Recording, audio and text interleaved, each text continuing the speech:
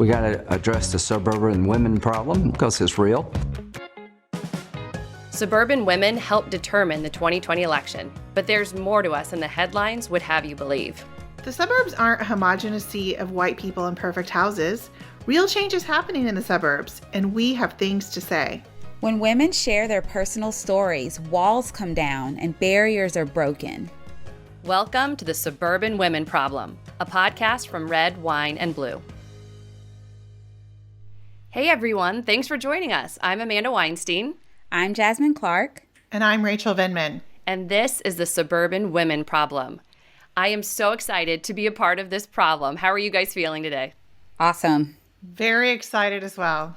But a little nervous too, right? Absolutely. I'm nervous, but it's a good nervous. It's like an excited because this is going to be awesome nervous. Yeah. We actually need to start having conversations. And so that's why I'm looking forward to this podcast. Like, I'm so excited about the opportunity to actually have conversations instead of, just tweet-sized tidbits of information that don't really get to the meat and the heart of the issues that people actually really do care about. So speaking of amazing conversations, coming up later, Katie Paris will join our conversation to talk about Red, Wine, and Blue, the organization behind this podcast who are working to mobilize suburban women across the country. And then after that, I will interview author and historian Heather Cox Richardson. We had a great conversation. It's a wonderful interview. Make sure you stick around. Then we'll end each episode with a toast to joy, talking about a moment in the week, an event, a story in the news, or whatever else just gave us that little bit of extra joy. And I guess since this is our very first episode, we thought we should tell you a little bit about ourselves. Jasmine, do you want to kick us off? Sure, I'd love to.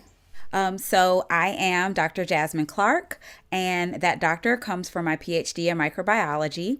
So that is short for I am a super science nerd. I love science, and that is probably not what you're used to hearing from someone who is also in politics. So when I'm not doing science and nerding out in the lab or in the classroom, I am actually a state representative for the state of Georgia, and I represent a district that is in the suburbs of Georgia. And it's in one of the largest and most diverse counties in Georgia. And so when I'm not, looking at microbes or talking about viruses, which is my microbe of choice, my favorite microbe, I am in the Capitol, working on legislation and policy making. And so I kind of got into politics in a very roundabout way. Most people don't think of scientists going into politics, and they definitely don't think of them running for office, or at least they didn't used to think of them running for office. Since I ran, we have actually had several other STEM candidates actually go on to win their election as well. And I just think it's really important. So I hope that, being a part of this podcast, I can actually bring a little bit of that perspective from the politics side, because it's kind of a part of my day-to-day when I'm in the Capitol. But I can also still relate very heavily to, the perspective of a woman, a suburban mom. It's a unique but a very relatable way to be in politics. So I'm really excited about this. Wow, I've never heard about someone's favorite microbe. I'm not even sure I know what a microbe is. Maybe that's for another discussion. But politics sometimes doesn't seem like it's the right policy. It's what you have to do. It's this compromise. It's kind of wheeling and dealing. So how is it actually being a scientist now that you're elected? So the interesting thing about that is I actually think of science as more of a solution-driven, like a problem-solving type of a career, and just answering questions. If you really think about it in politics, and especially in writing laws or fixing laws that are not the way they should be, or getting rid of bad laws, a lot of that is about problem solving. And so the weird thing is I had a PhD, everyone was like, you're smart and you're ready for this. But when I first was elected, I actually had a little bit of imposter syndrome, because I was like, okay, I did this and now I'm here, and will I fit in? Like, does this actually even make sense? And I found very quickly that not only did it make sense, but it was something that was actually sorely needed. And so, that's when I realized not only am I where I need to be, but we actually probably need a lot more people in science, coming to the table in different ways, whether that's running for office or, getting into policy in other ways. But we definitely need those science voices. So no more imposter syndrome. I belong there. I really, truly feel like I deserve that seat at the table, and that I am doing some good by being there. So Rachel, I have heard a lot about your story. I've definitely heard about the stuff that went on with your husband, and I even had a chance to watch the impeachment hearings on TV, which was definitely a roller coaster. But, I want to hear from you, like, what did you feel having to, like, actually live through that? There was definitely the before the July 25th phone call, and there's the after the July 25th phone call. And as the mom of a family that went through some really scary times, I wanted to tell that story. And I wanted to tell it, how it related to things I have seen living in other countries, visiting other countries. So I'm Rachel Vindman, the wife of retired Lieutenant Colonel Alexander Vindman. I'm a mom. I am a former military spouse, I guess, since my husband's retired. I grew up in Oklahoma, where I lived for 24 years before I moved to Israel for 3 years. And in that move, I say I learned one of the best lessons that I've really learned in life, which is that people around the world are more alike than they are different. So I always try to find commonality with people and start at that place. And I find I can find something in common with just about anyone. But as the election moved on, I heard and saw things that I just couldn't remain silent anymore. I was used to being silent because I was the spouse of an active duty soldier, and the military is apolitical. It's unconscionable that people in the United States would be afraid to do their job as journalists, to have political opinions, and then be afraid that their families would be in harm's way because of things they said. And I saw that happening. Our lives were very suburban and very regular before everything blew up. There were some dark days. And when Trump attacked my family, it felt incredibly lonely and scary. Then I had to stop and collect myself and realize, it was a confluence of factors, but I decided to just tell my story. And, the feedback I have is that my story, what happened to our family, a very, very regular suburban family, could happen to anyone if we continue to go down the path of authoritarianism. So I spoke out, and I found out I had a voice. And I think a lot of people probably have those inflection points in their lives that they look back and see it. One thing that you said, Jasmine, and I think this is really great, you did realize that there was a place for you. You weren't an imposter. There was a place for you and your skill set. And one thing that my husband often says, and I love this, is don't self-deter.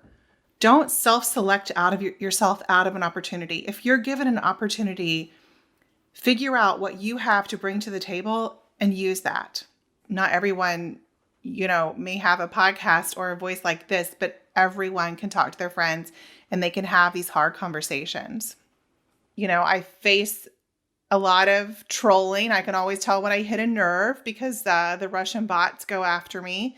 But I will tell you, there's nothing anyone could say to me on Twitter that's ever going to scare me or hit me in the place that Donald Trump and his administration and cronies didn't. So Twitter will never get to me. Yeah, Jasmine, I know you probably get trolls on the social media and you hear some of that. And yeah, I can definitely say it's really tough. Like, some days not responding. I think that's probably, I have flexed my not respond muscle more and, since going into politics than ever. It's just like, I'm itching to respond. And then I'm like, no, because I have to think about the bigger picture because, yes, I'm in politics, but I'm also a mom and my kid is watching me. Right. So I have to make sure that I'm giving her an example of how to deal with bullies. Man, and the kids add just like a whole other layer. I hear things about my husband who's a politician, and a lot of that I can let roll off, whatever. But when someone brings up my kids into it, I just, like, you can't help but you go into mama bear mode, and you're like, I will attack you. Do not talk about my children. Yeah. So what about you, Amanda? Why are you here at the Suburban Women Problem with us? Yeah, so I'm a mom of 3 in the suburbs. We actually recently adopted a little boy. So I'm not a new mom, but I am a new boy mom. So that's a whole new world I'm experiencing, which is fun. So my husband is a state representative in Ohio who flipped a seat here in Ohio, something a little rare around here. So I'm on and off the campaign trail being a spouse. I'm also an economist. I actually grew up in an evangelical church. I was in the church all the time. I always felt like I had a heart for service and a calling to serve in some way. I volunteered in my church. I actually taught Sunday school. I organized food drives in high school. I always saw myself serving my community in some way, and the Air Force seemed like a really good fit for me. It was a way that I could serve my country and give back to the country that I felt really so blessed to be a part of. And so it just felt like a natural fit for me. And the Air Force introduced me to this whole world of math and data and operations research, where I could take the math that I always loved. I always loved the math and the numbers, and then apply it to decisions and how we make decisions, business decisions, policy decisions. And that's really how I got to economics. To me, economics is the science of making decisions. And now I get to show my students how useful math and data can be to really affect our lives. It's about people. It's not just numbers. Behind every number, behind every figure, whether it's GDP or wages or unemployment, are real people. I love that. I see that you're wearing lots of hats, being a mom, a new boy mom. That's a whole hat in and of itself. I have a son, so it'll be fun. Trust me. The thing I find I have in common with most people is how many different hats we all wear. Whether it's, economist and professor and mom and, spouse and, whatever.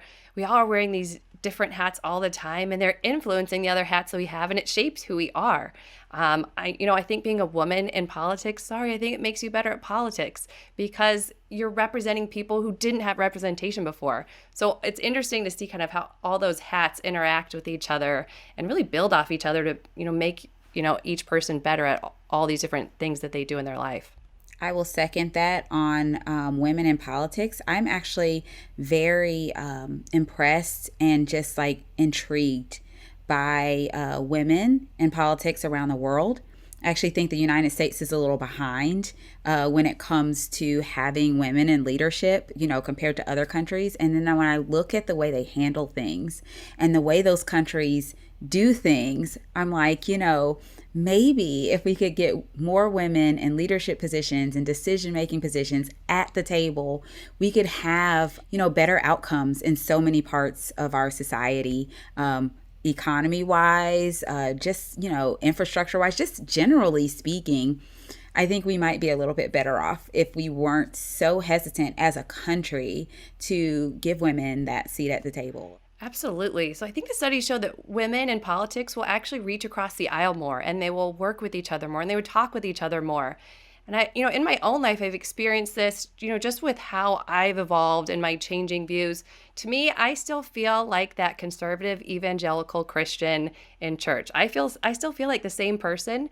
But as I've let those other kind of hats affect me, my own research, my, studies as an economist, I've looked at the research on things like women's healthcare, and I've realized, if I really hold these pro-life values that I grew up with, then I should care about things like women's access to healthcare and women's access to birth control. And I had this conversation with my mom, not intending to have this conversation that day, but just the way that women talk and discuss things, and just telling her about kind of the data and the research that I was finding. And I totally flipped her politically that day. Just that instant where we had this conversation, and I was coming at it with the same value system and respecting her value system and saying, look, I respect your value system, and here's what I'm finding are the policies that I think fit those values. And I wasn't even trying to, but I swung her down that political spectrum so far left. It was actually still today a little surprising to me. When it comes to things like that, I think that's the value in what we're doing here, like on this podcast, right? this is about having those conversations with people and opening their eyes to something that they may not necessarily have had the opportunity to talk with someone about or hear about or listen to. And now we're like actually putting that content out there, letting people hear from other people and hear those different perspectives. And, I think people will be surprised at, what they'll get out of hearing from others that they may not have ever had a conversation with. Absolutely. So speaking of having conversations with women, listening to and respecting their values, that's exactly what Red, Wine, and Blue does every day. And we have Katie Paris here with us today to tell us more about it. So Katie, what exactly is Red, Wine, and Blue, and what made you decide to start the organization? First of all, I'm just so excited to be here. Thank you all for doing this. It's so much fun. Red, Wine, and Blue is a one-of-a-kind grassroots organization of suburban women from across the country who are owning their power. We are owning our power together. So why did I start it? It's because I'm inspired by women. I'm inspired by suburban moms just like me who are living all across this country, super busy, juggling so much, but who just really care and have a huge set of shared experiences and shared values. This journey really started following the 2018 election, and I was living in Ohio, where I live now. And honestly, I'd been working in national politics for most of my career, and I just gotten to a point of feeling burnt out. I had just had my second kid and gone like straight back to work, and I was exhausted. I know all of you guys can relate to that.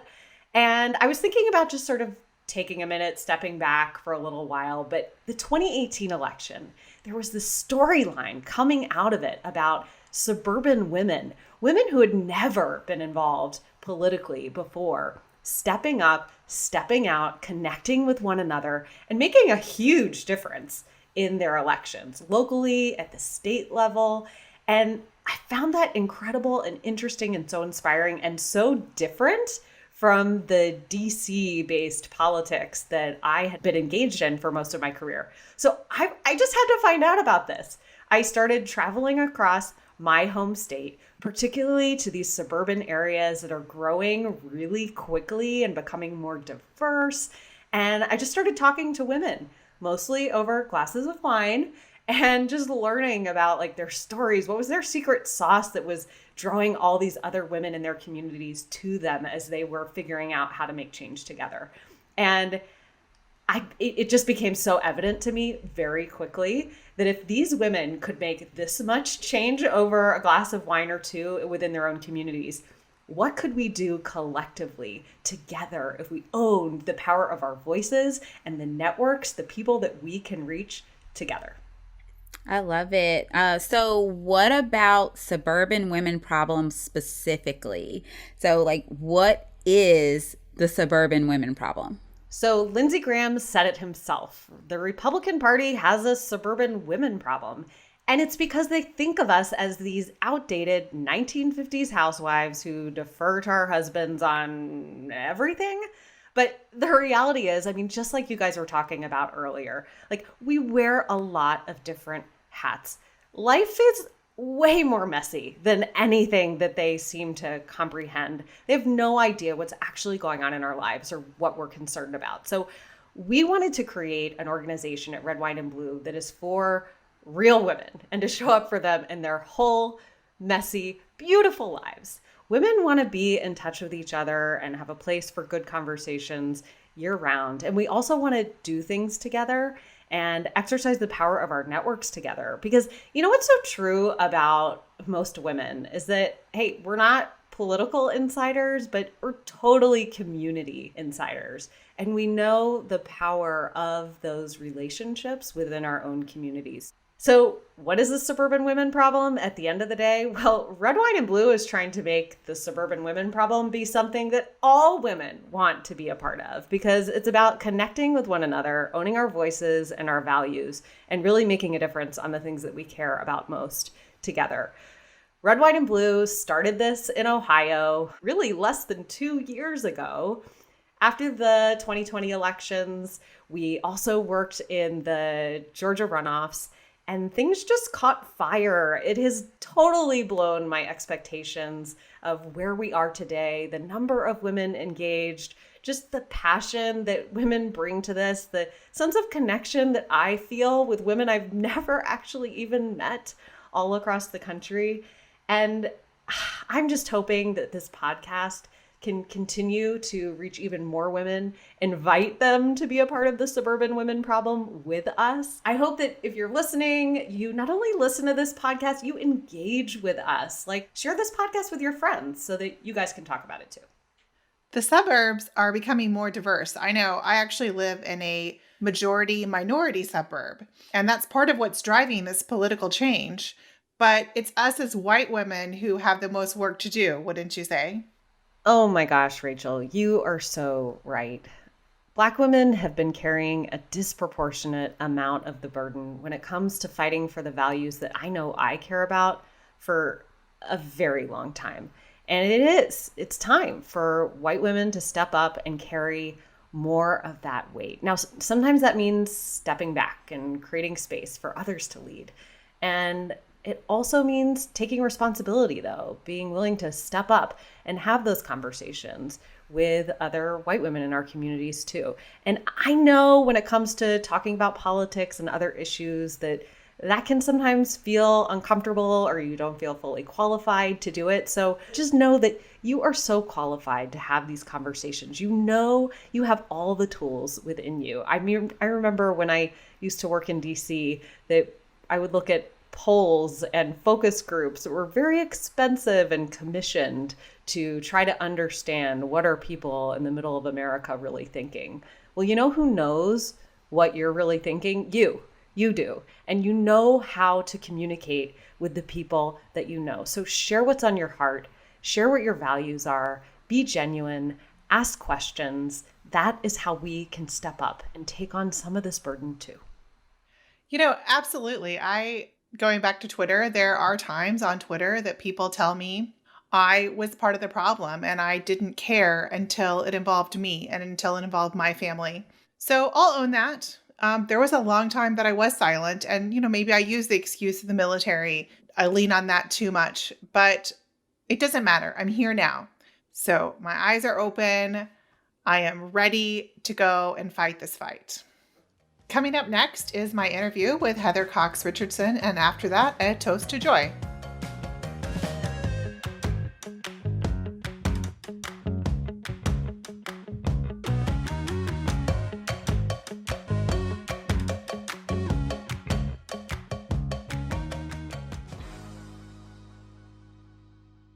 Heather Cox Richardson. I first heard about you when a friend sent me an article that you wrote about Alex, and it was beautiful and it really brought me to my knees. I think, we have a little difficulty contextualizing, when we go through history or what are the important moments, but you've really been able to do that. You've been able, as we live history, I think to so many women that you can really explain to them what's happening and it really resonates. Why do you think that is? Why do you think you're so able to do that? It's funny you put it that way because it's, I think, a reflection of the world in which I grew up, in which, people made sense of their world by telling stories. We didn't really have TV. We had people who had been around for a long time and knew how the world worked. And so I've always contextualized my world. And then funnily enough, again, in the days when telephones were not that easy to use, we wrote letters all the time. My mother wrote letters, and my girlfriends and I all wrote letters to each other as we moved around a lot. So in a funny way, it's sort of my way of seeing the world is as a story, an ongoing story in which we all take part. But that was one of the things that frustrated me about watching the news when I became an adult, is that it felt like it was so shallow. And they introduced, for me, it was kind of like going into a soap opera after never having seen it before. And you're like, who's Vincent? And why is Julie so upset? And it really helps to have that longer story. So I think somehow it's kind of a community way of looking at the world that maybe in our modern world doesn't get as much airtime as it did before things started moving as quickly as they do. That makes sense. And I enjoy in your books the way you tell things in a story. And I know that just as humans, as we go through life, as we get older, we realize even when we go through hard spots that we've been through hard things before and we can go through hard things in our future because we have that experience and we know we can. But do you find as a historian that people ask you, is this worse than anything we've been in the US before? Do people ever ask you that? All the time. People ask me that all the time. Of course, I say that not only have we been through hard things before, it is more common to be going through hard things than not in American history. And, I actually just wrote very recently to someone and said, what do you think it looked like to people in 1943? Or what did it look like to people in 1864? Or what did it look like to people in, 1935 when, your world was collapsing and you didn't know if you were going to get to the other side? And I think one of the things that as you get older, you recognize is so much of, if you will, being a hero is just putting one foot in front of the other, even when you feel like you can't any longer. And that to me is the story of American history. Our great heroes who did just put one foot in front of the other, like Fannie Lou Hamer, for example, or Abraham Lincoln, or, George Washington when he's madly trying to put together an army that can hold off what was at the time thought of as the greatest military force in the world. But it's also the story of humanity, and I think that's maybe why it resonates so much with people right now is that, in our lives, we go through a lot of pretty heavy duty stuff. And, as the old saying goes, when you're in the middle of it, the only option is to keep on going. And we're in a keep on going kind of place right at this moment. And right now, looking at this as a historian, it does seem like we have two ways we could go. Either we could lose democracy. We could go for a full-out autocracy or an oligarchy, and we will say goodbye to American democracy. And then I won't be writing any longer, but historians someday will see this moment as the moment in which America took on its new modern form. The other way is for us to resurrect democracy, to have it be reborn in a new fashion. And that speaks to the question that you just asked, and that is that we have been at a point like this a number of times before, the 1850s, the 1890s, the 1920s. And what's interesting about all those times is that Americans did step up to the plate and reconstruct American democracy. But in all of those periods when they did so, they tended to write out of the equation women and people of color. And what's interesting to me about this moment is it really seems like those voices are not being pushed out of the arena. They are not being silenced. And this could, in fact, be the moment when America figures out how to construct a real multicultural, multi-gendered, multi-abilitied kind of democracy.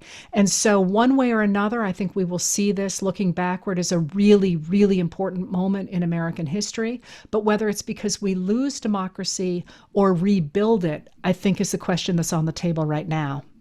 And do you think both options are still absolutely on the table, impossible? Yes. I agree. Which is a weird thing, right? It's a weird thing to be living through history and having a, like I say, which direction we put our feet, you and me and everybody else who's listening to this, that really matters. This is the time when everything becomes, the light coming through the magnifying glass into a pinpoint, and we're all part of the process. Yeah, I completely agree, which is why it's so important to me talking about these issues and working through it and finding a place where we can really connect. At Red, Wine, and Blue, we've analyzed the stats, and yours is the only Facebook page with the women in our group engage with more than Barack Obama.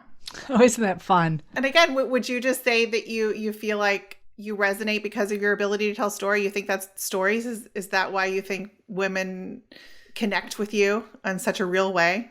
Well, I don't want to speak for anybody else. I think the storytelling is just entertaining. And, I'm flattered that you think I'm a good storyteller, but you should have grown up with the storytellers in my town. But no, I think maybe one of the things that helps the kind of stuff I do resonate is that exactly what you say, that one of the things that I think from my own work is really important, my academic work, and that's that the idea that we're all divided is really a construction of modern politics. Americans are not that divided. They really are not. If you look at all of our hot button issues, including abortion, gun control, all these different major issues, they really only become hot button issues once politicians take a side, that most Americans actually agree on more things than they disagree on. And one of the things that I try and do is, I live in a number of different worlds, and I have friends across the political spectrum. I have friends in many, many different aspects of life. And it always astonishes me how similarly most of them look at the world.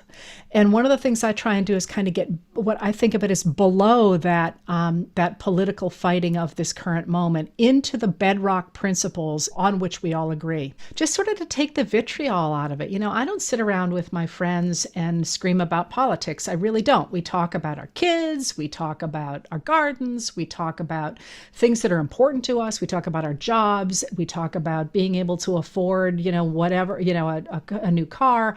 We don't sit there hating people. And I think that one of the things that maybe people find in the work that I do in public now is it's a place where people can just be people and talk about stuff without feeling like they gotta hit each other over the head. Yeah, I really think that it's easier to connect than, the politicians would have us believe.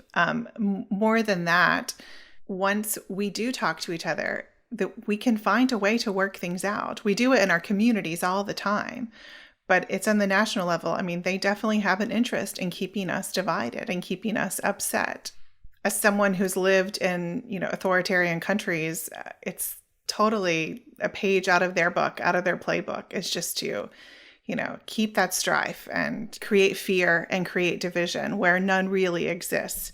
I completely agree. But then that if you take a step back, what I always like to look at, and speaking of great storytellers, this is a woman who I was very, very close to, and she was born in 1896. And every time I would say, I would get all involved in the news or get involved in my work and talk about ideas and talk about principles and talk about this, she would always say, "Who's getting the money, Heather?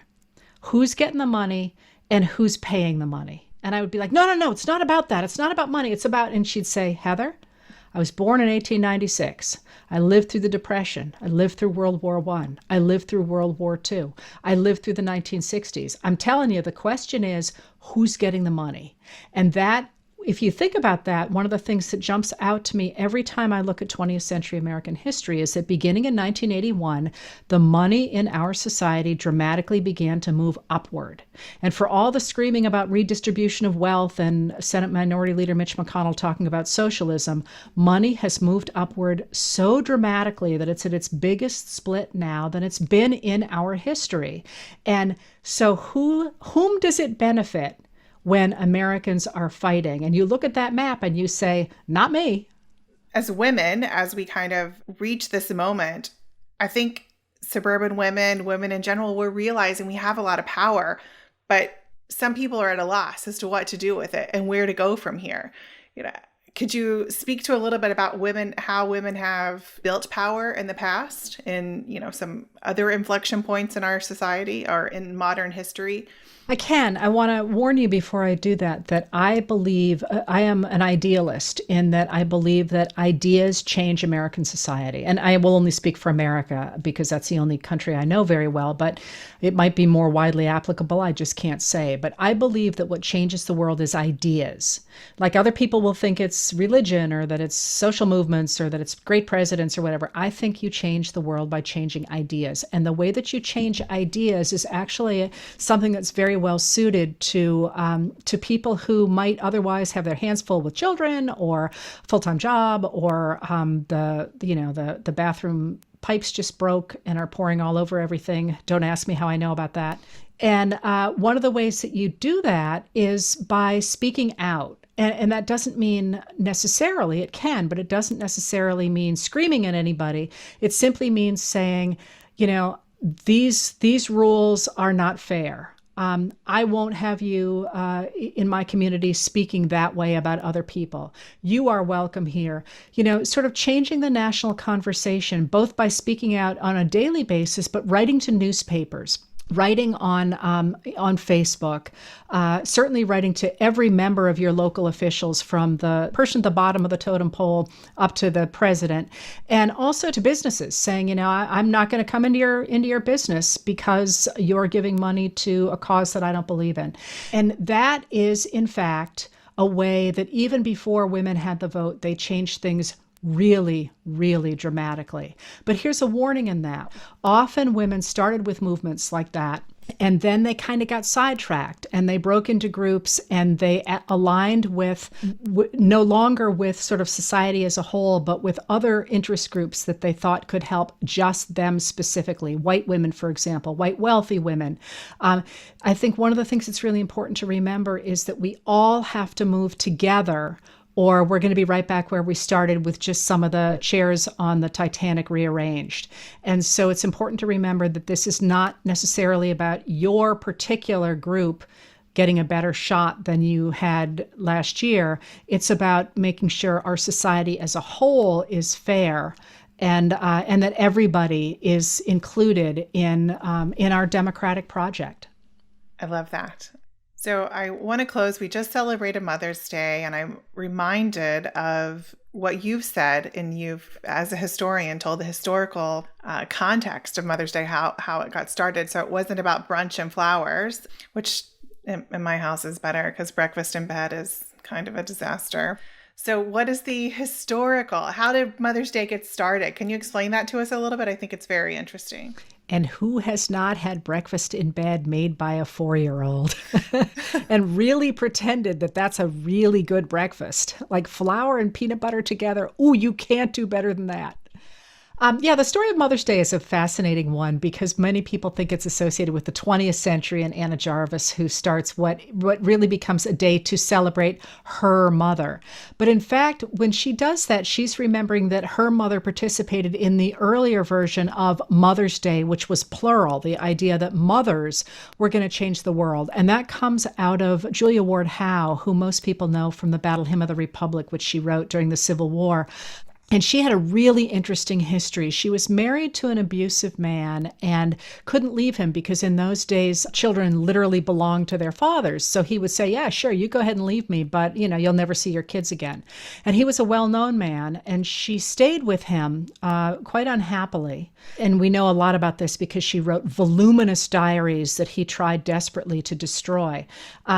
And she thought a lot about the world and who had power in the world, even under the circumstances under which she lived. And she's going to become a suffragist, by the way, after the Civil War. But she actually believed that the Civil War in America was a very good thing because it led to the end of human enslavement for Black Americans. But the Civil War was of course, terribly bloody. I mean, more than 600,000 dead and more than almost $6 billion in treasure. And of course, the burning of the South and so much terrible destruction. But she thought it was worth it because, we'd managed to get rid of Black enslavement.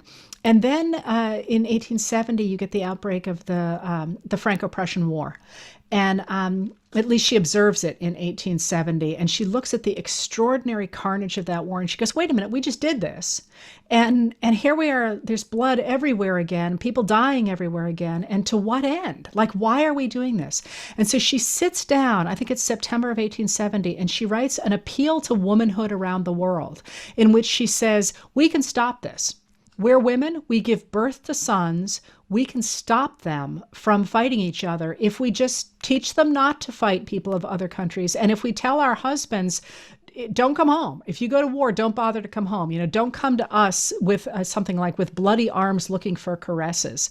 And so she thinks that if women come together around the world, at the same time, there's a woman in France writing a similar letter. She figures if women come together around the world, they are going to be able to stop war. And she calls for them to do it at the beginning of every June when the weather should be nice in many places. so they can have lectures and they can talk about measures they can take to come together as women and to end war. Now, it doesn't last all that long because she recognizes pretty quickly on that women, in fact, have a lot of lines that divide them that are going to have to be overcome before they can come together across the globe as one people. But it's an important reminder, I think, of the concept of women actually saying, hey, we really do have a political voice and we really can make a difference. So when people celebrate Mother's Day these days, I always sort of say, love the chocolate, but it's actually somewhat a political holiday, and it's nice. It's a nice reminder that women do, in fact, have a voice and a difference to make in the world at large. Absolutely. And it's been that way for a very long time. We still have that power. We need to realize it and use it. Thank you so much for joining us today. This was such a pleasure and an honor for me to be able to talk to you. And I am going to give a plug for your book. It is an amazing book. How the South Won the Civil War, Oligarchy, Democracy, and the Continuing Fight for the Soul of America. Well, thank you for that, Rachel. But I actually didn't do it for this at all for the book. I'm a huge believer in what you all are doing, and I just so love to follow you on Twitter. It's such a pleasure to actually get to meet you. Thank you for your support for my family, but just for your desire to educate women and really to speak to them, and for all that you do. Well, thank you.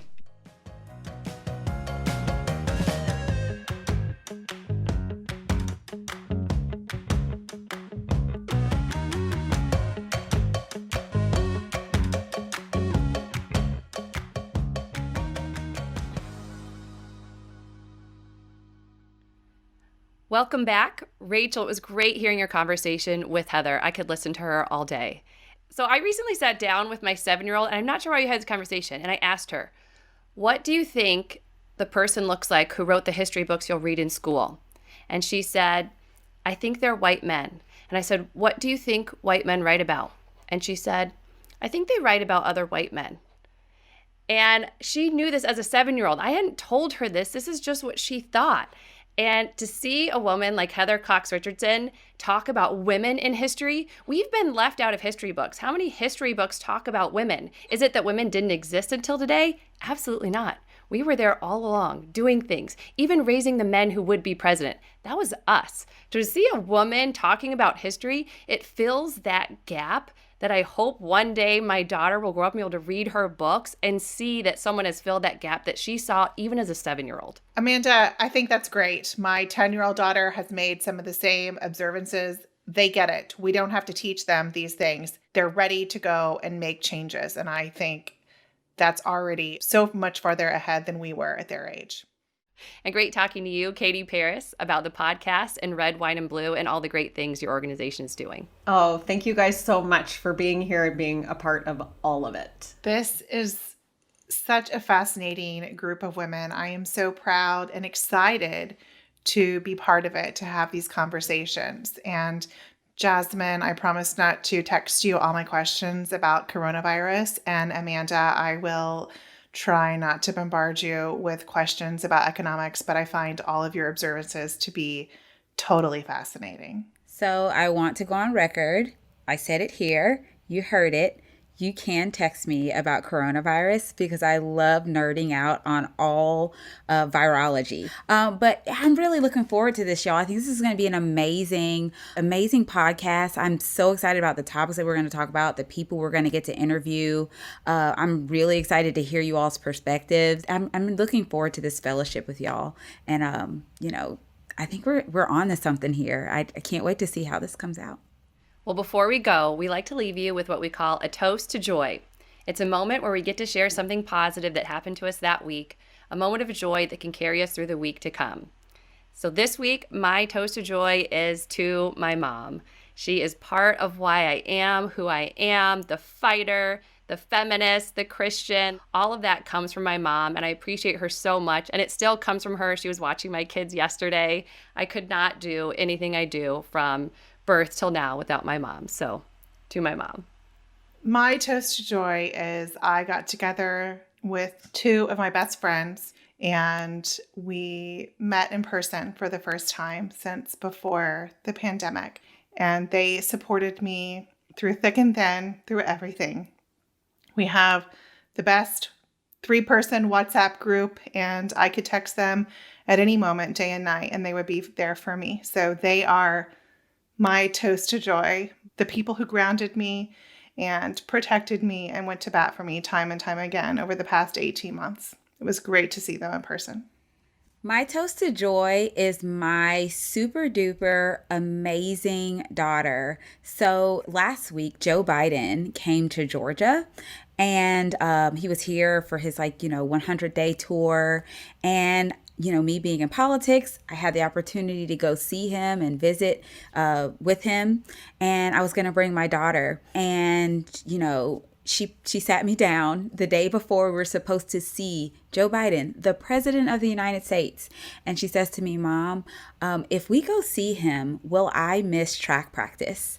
And I said, yeah, you might. These things are fluid and it's going to be traffic and the roads will be closed. And she said, I don't want to go. And I was like, what? And she's like, I have a really big track meet coming up this weekend. It's the championships. It's also my last opportunity to get my times down so I can make the summer team. And so I really think I need to go to practice. And I'm like, President, practice? But I listened to her, and I missed out on seeing Uncle Joe. It's okay. He'll be back. My daughter reassured me he will be back.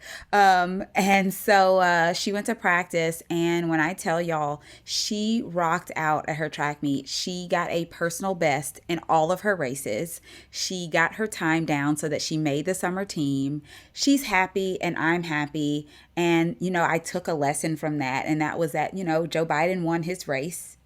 And now it was her turn to win hers. Woo, woo, congratulations. And Katie, what joy are you toasting this week? Well, you guys have covered it. I mean, parents, kids, friends. So you know what my toast to joy is? It's to this podcast. It's to all of you. Thank you so much to everyone for joining us. And we'll see you again next week for another episode of the Suburban Women Problem.